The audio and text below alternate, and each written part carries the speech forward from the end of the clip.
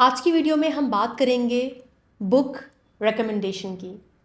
जी हाँ, मुझे किसी ने यूट्यूब पर कमेंट करके कहा कि मैडम आपने कहा था कि आप हमें ट्रॉमा पर कुछ बुक्स रिकमेंड करेंगी, तो मैंने सोचा क्यों ना इस पर एक वीडियो बनाई जाए। ये 5 किताबें आपको डिफरेंट लेवल्स पर ना समझा सकती हैं कि ट्रॉमा क्या है, चाहे वो साइकोलॉजिकल लेवल हो, चाहे वो नर्वस सिस्टम को समझने वाला लेवल हो, वो जनरेशनल ट्रॉमा को समझना हो सकता है, वो इमोशनल लेवल पर समझना हो सकता है कि ट्रॉमा किस तरह से आपको इम्पैक्ट करता है। इन 5 किताबों का बहुत शॉर्ट और छोटा सा तारुफ मैं इन वीडियोस में देती चलूँगी और आपको बताऊँगी कि मेरा क्या एक्सपीरियंस रहा इन किताबों से मुतालिक। सबसे पहली किताब जो कि ट्रॉमा की साइंस, उसकी न्यूरो साइंस को बयान करती है, जिसने हमें ये समझाया कि ट्रॉमा सिर्फ साइकोलॉजिकल इशू नहीं है, ये सिर्फ नफ्सियाती मसला नहीं है, बल्कि आपका ब्रेन, जी हाँ, आपका ब्रेन जो है, आपको जो नर्वस सिस्टम है, जब वो ट्रॉमा से गुजरता है, जब वो बहुत टफ हालात से गुजरता है, तो वहाँ पर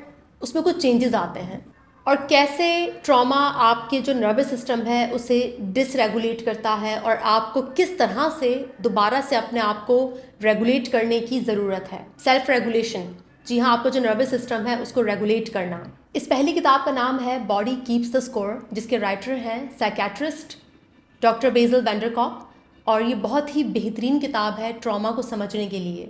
अगर आप साइंटिफिक तरीके से समझना चाहते हैं, आप उसकी न्यूरो साइंस समझना चाहते हैं, तो आपको बॉडी कीप्स द स्कोर पढ़नी चाहिए। ये बहुत इन्फॉर्मेटिव किताब है। दूसरी बुक जो एक साइकोथेरेपिस्ट ने लिखी है, जिसका नाम है CPTSD from surviving to thriving, Pete Walker इसके राइटर हैं।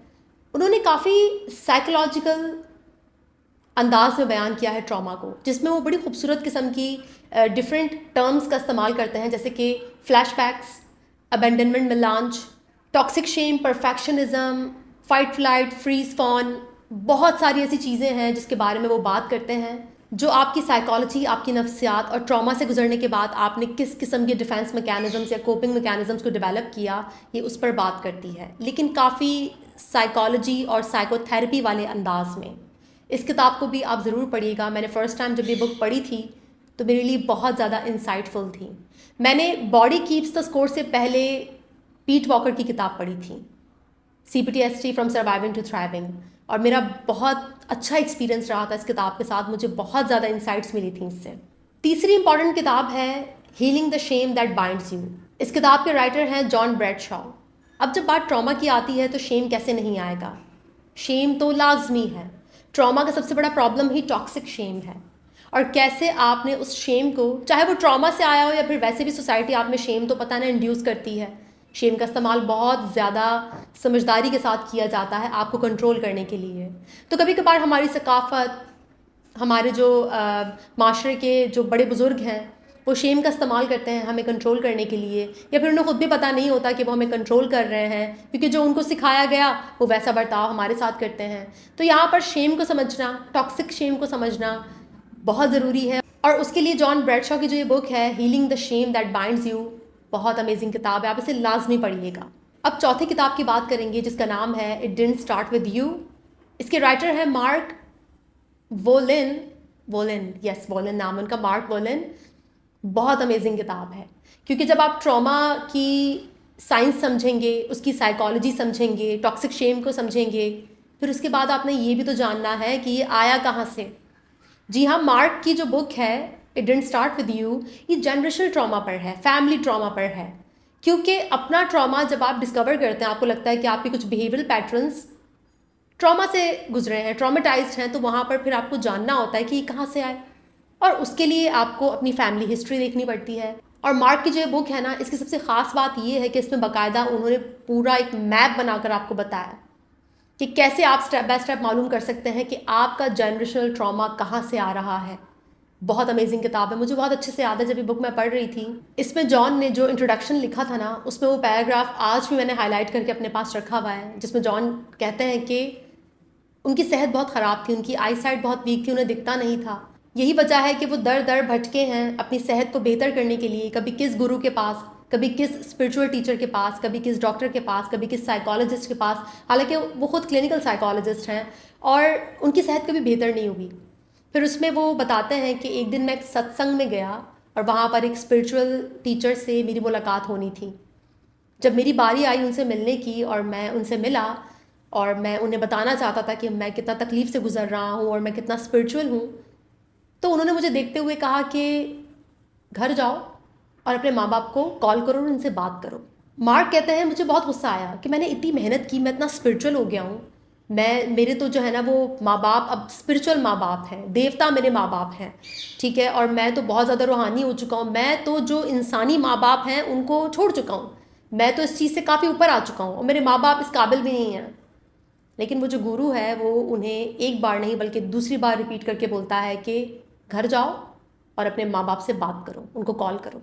और ये मार्क की लाइफ का टर्निंग पॉइंट होता है और इस किताब में भी मेरे लिए बहुत बड़ा टर्निंग पॉइंट था। मुझे आज भी याद है, मैंने किताब साइड पे रखी और आई जस्ट स्टार्टेड क्राइंग, मैंने रोना शुरू कर दिया क्योंकि कहीं ना कहीं मार्क के एक्सपीरियंसेस से मैं ख़ुद को रिलेट कर सकती थी।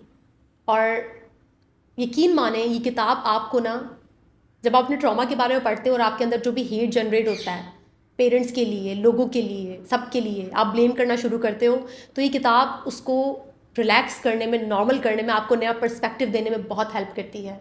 और किस तरह से खूबसूरती से मार्क ने इस पर अपना सफ़र बयान किया है कि किस तरह से वो अपने माँ बाप के पास जाते हैं, उनसे बात करते हैं, उनके साथ टाइम स्पेंड करते हैं, और वो जो उनके बीच में एक बैरियर था, वो जो एक उनके अंदर हेट और रिजेंटमेंट आ गई थी, वो उसे समझने की कोशिश करते हैं। और इस दौरान उन्हें पता चलता है कि वो जिस चीज़ से वो गुजर रहे हैं उससे तो उनके माँ बाप भी गुजरे हैं, लेकिन चूंकि कभी माँ बाप ने उसका जिक्र नहीं किया, कभी बैठकर इस बारे में बात नहीं हुई, बल्कि माँ बाप तो उससे ज़्यादा तकलीफ से गुजरे हैं। और ये वो जर्नी, ये पूरा प्रोसेस होता है जिसे मार्क गुजरते हैं और वो अपने माँ बाप के साथ अपने रिलेशनशिप को हील करते हैं, उसे बेहतर करते हैं, बिना किसी तवक्का के कि वो मुझे वैसे प्यार करें जैसा मैं चाहता हूँ, बल्कि वो खुद अपने माँ बाप के पास जाकर उन्हें समझने की कोशिश करते हैं, उनके साथ वक्त गुजारते हैं और वो उनके प्यार को वैसे रिसीव करते हैं जैसा कि उनके माँ बाप का प्यार है।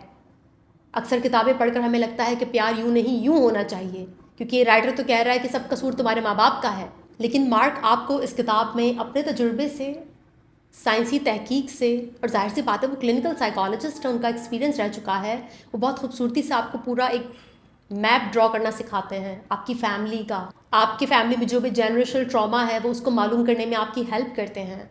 इस किताब को ज़रूर पढ़िएगा, लेकिन ये स्टेप बाय स्टेप जाइएगा, क्योंकि एकदम से अगर आप it didn't start with you पढ़ेंगे तो आप ना ट्रॉमा को समझ नहीं पाएंगे कि उसकी साइंस क्या है, उसकी साइकोलॉजी क्या है, टॉक्सिक शेम क्या है। तो जिस तरह से मैं बता रही हूँ ना, इसी तरह से स्टेप बाय स्टेप चलिएगा आप।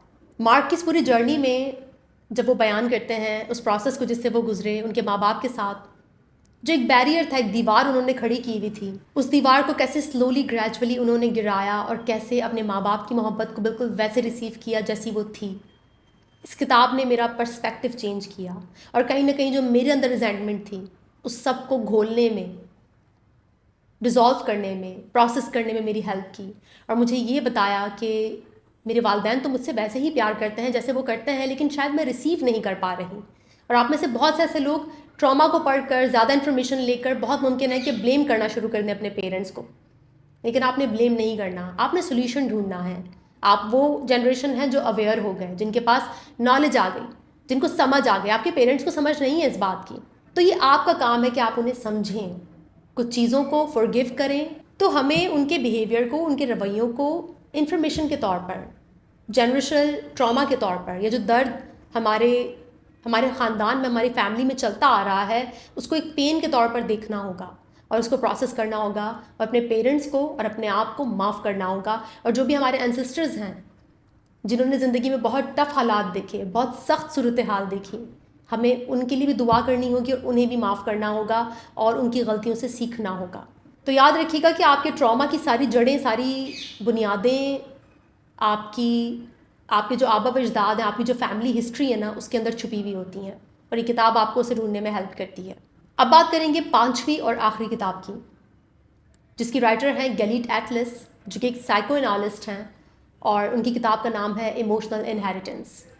वैसे तो गैलीट प्रोफेसर हैं और साइको एनालिसिस पढ़ाती हैं, ज़्यादातर वो रिसर्च पेपर्स या एकेडमिक से रिलेटेड किताबें लिखती हैं, लेकिन इमोशनल इनहेरिटेंस नाम की उनकी किताब है जो उन्होंने अपने एक्सपीरियंसेस की बुनियाद पर लिखी, जो उनका क्लिनिकल एक्सपीरियंस था अपने क्लाइंट्स के साथ, उन्होंने क्या समझा, सीखा, ट्रॉमा के बारे में, जनरेशनल ट्रॉमा के बारे में, कैसे हर फैमिली में कुछ सीक्रेट्स हैं, कैसे हर फैमिली के अंदर कुछ ट्रॉमा है जिस पर कभी बात नहीं हुई, जो नस्ल दर नस्ल ट्रांसफ़र हो रहा है। गैलिट की एक ख़ास बात ये है कि वो बहुत ऑथेंटिक, बहुत वल्नरेबिलिटी से काम लेती हैं।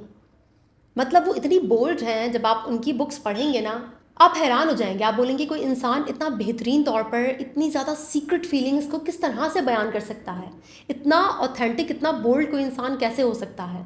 जब भी बात ऑथेंटिसिटी और बोल्डनेस की आती है तो दो लोग मुझे बहुत पसंद हैं, जिनकी बोल्डनेस को मैं बहुत सराहती हूँ। पहली तो गैलिट हैं, जो इंतहाई बोल्ड और ऑथेंटिक राइटर हैं, बहुत ज़बरदस्त साइको एनालिस्ट हैं। दूसरे नंबर पर मैं गनी खान बाबा को रखती हूँ, जो कि हमारी पश्तो ज़बान के शायर हैं।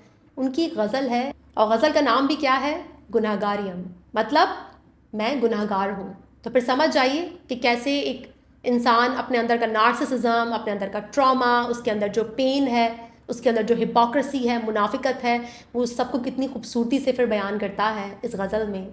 वो काबिल तारीफ़ है। और आप इमोशनल इनहेरिटेंस ज़रूर पढ़िएगा, ताकि आपको पता लगे कि आपने इमोशनली, आपकी जो इमोशनल बॉडी है उसने क्या कुछ इनहेरिट किया है, क्या कुछ उसे विरासत में मिला है अपने आबा व अजदाद से। हर फैमिली विरासत में अपने बच्चों को इमोशंस के तौर पर कुछ ना कुछ देती ज़रूर है। तो क्या आपको ट्रॉमा मिला है?